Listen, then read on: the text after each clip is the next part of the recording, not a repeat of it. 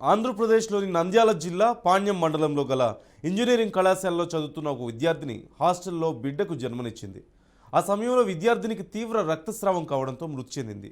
అయితే విద్యార్థి 3 నెలల క్రితమే హాస్టల్లో ఉండేందుకు వచ్చింది. బాత్రూంకి వెళ్లి ఆమె ప్రసవించింది. ఈ క్రమంలో తీవ్ర రక్తస్రావం కావడంతో వెంటనే ఆసుపత్రికి తరలించగా చికిత్స పొందుతూ మృతి చెందింది. ఈ ఘటనపై పాణ్యం పోలీసులు కేసు నమోదు చేసి దర్యాప్తు చేస్తున్నారు.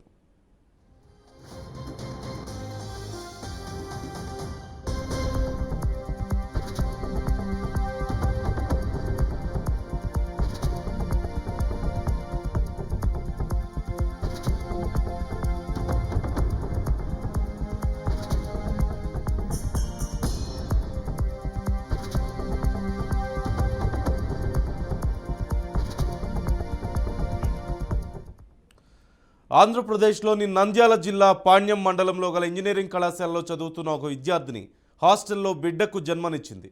ఆ సమయంలో విద్యార్థినికి తీవ్ర రక్తస్రావం కావడంతో మృతి చెందింది. అయితే విద్యార్థి 3 నెలల క్రితమే హాస్టల్లో ఉండేందుకు వచ్చింది.